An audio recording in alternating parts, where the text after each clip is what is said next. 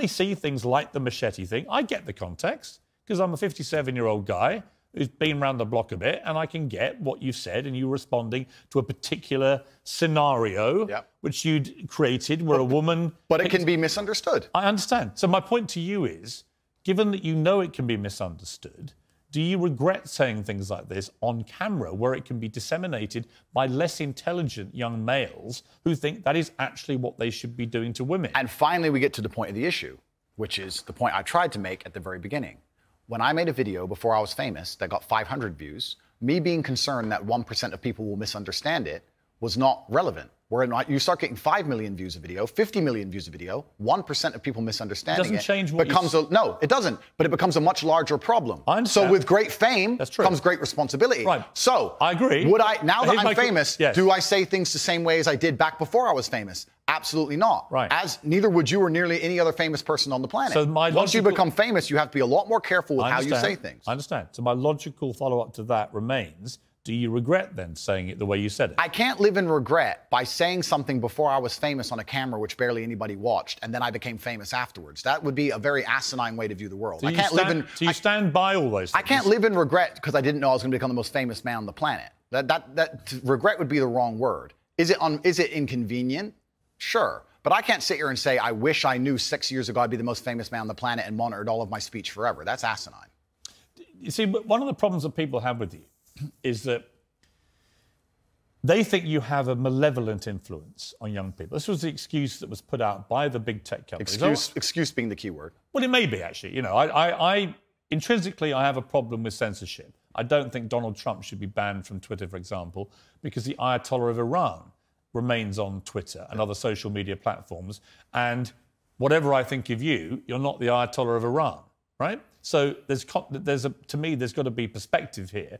And I don't understand the inconsistency by what companies like Twitter, how they treat the leader of Iran and someone like you. It seems to me they're much more draconian on people like you than they are with people who perhaps should not be allowed platforms. But generally, I don't really agree with no platforming people. But I think what's interesting talking to you is it seems to me like you have gone on a bit of a journey of self-awareness about the impact of some of the stuff you said in the past, and you have said you wouldn't say it again in the same way. Now, you may not want to express regret for that, but it shows me that at the very least, you have evolved to somebody who recognises that these can be quite damaging in the way that you said them. Completely. As a professional and as an adult, it would be stupid for me to sit here and say that now that I'm the most famous man on the planet, my words do not have more impact than they did before. With impact, with power comes responsibility, and things need to be worded in a very careful way. Now, when I do a long-format interview, I have to sit there and consciously understand that any 10 seconds of that can be cut and used against me. So I have to be a lot more careful with how I say my words and how I construct my sentences. Of course, we agree with all of that. That's exactly what's happened to me. I agree with all of that. I don't want to be seen as a negative influence in the world. I know that there's a whole bunch of men. I get thousands of emails a week from men whose lives I've saved. I get thousands of emails a week from men who are on the verge of suicide and I've saved their lives. We're talking about... And by the way, I don't dispute that at all. You have almost certainly, I would think, from everything I've read about you, I think you have certainly been probably able to be very helpful to young men who have really struggled for self-confidence and all that kind of thing, right? Completely. I'm completely prepared to accept that.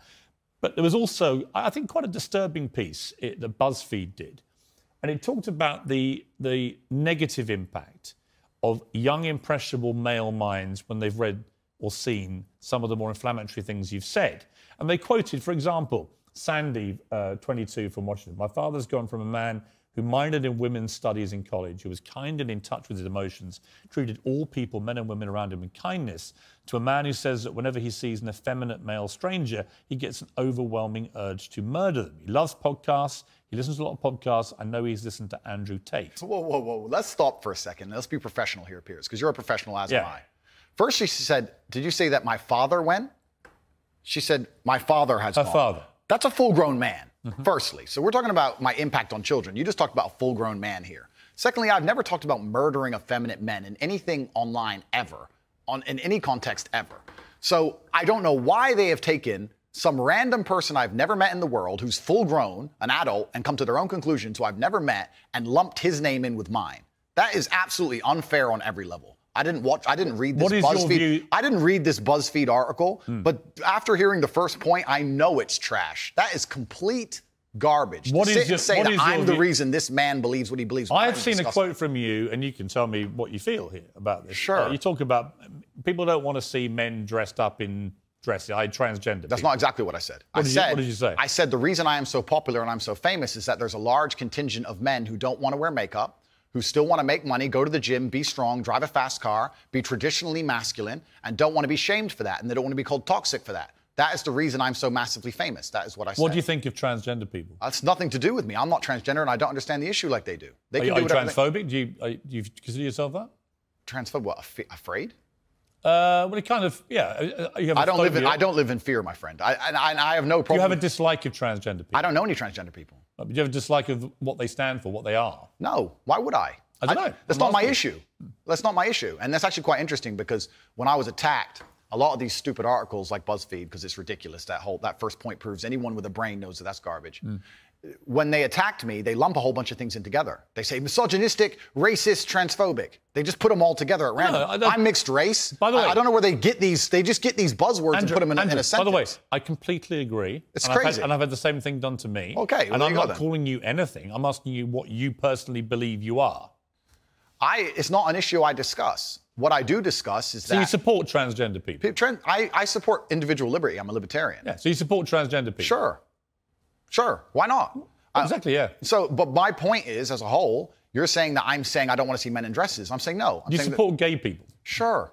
Yeah. I'm saying there's a large contingent of men in the world who like the idea of the traditional masculine view of the world, who feel happy when they watch 80s action heroes with big muscles and they